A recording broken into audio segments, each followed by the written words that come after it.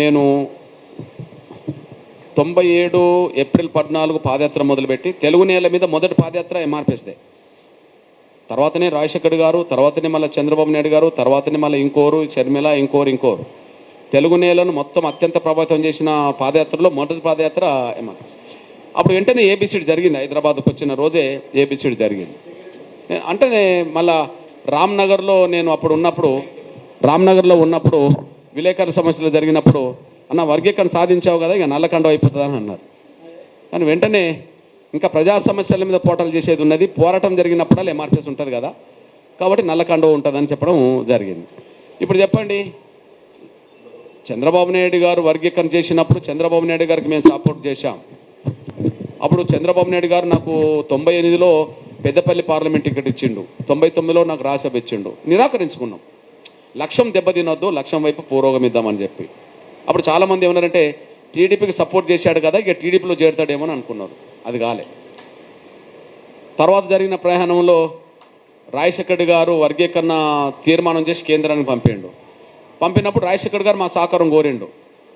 సహకారం కోరితే ఆయన కూడా మనం సపోర్ట్ చేశాము. ఆయన కూడా జూపుడి ప్రభాకర్ రావుకు నాకు ఎమ్మెల్సీ ఇచ్చి ఇద్దరిని మంత్రులు చేస్తారని చెప్పి ప్రతిపాదన పెట్టిండు. అది అందరికీ తెలిసిన విషయమే. జూపుడి ప్రభాకర్ రావు తీసుకున్నాడు, నేను తీసుకోలేదు. కానీ చేరుతాడేమో అని అనుకున్నారు. ఆ తర్వాత 2009లో వరంగల్ పార్లమెంట్ సీటు కూడా కాంగ్రెస్ రాజశేఖర్ గారు ప్రపోజల్ పెట్టేశాడు. అప్పుడు చేరుతాడేమో అని అనుకున్నారు. నేను చేరలేదు. పోనీ కేసీఆర్ ఎంబడి అంత బలంగా మిత్రుడిగా ఉన్నది కూడా నేనే తెలంగాణ ఉద్యమ కాలంలో.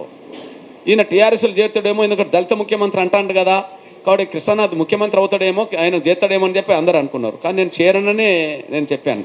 నా లక్ష్యం నాకు ఉన్నది, ఉద్యమం తెలంగాణకు న్యాయబద్ధం కాబట్టి నేను అండగా ఉంటానని చెప్పాను. నాది మారలేదు. అప్పుడు మారంది, ఇప్పుడు ఎట్లా మారుతుంది?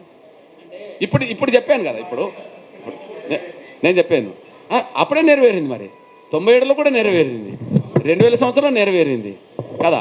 నేనేమంటాను తమ్ముడు, ఇప్పుడు నేను సమస్యలు చెప్పాను. ఏది సమస్యలు ఉన్నంత వరకు పరిష్కార మార్గం కోసం ఉద్యమాలు ఉంటాయా లేవా? ఉంటాయి. ఉద్యమాలు జరిగినప్పుడల్లా నిరసన కార్యక్రమాలే కదా ఉద్యమాలు అంటే. నిరసన అంటే నల్లకండువే ఉంటుంది కదా. నాకు తెలిసి ఇప్పుడే కాదు, నా జీవితంలో మారదు నల్లకండువ. ఇప్పుడే కాదు.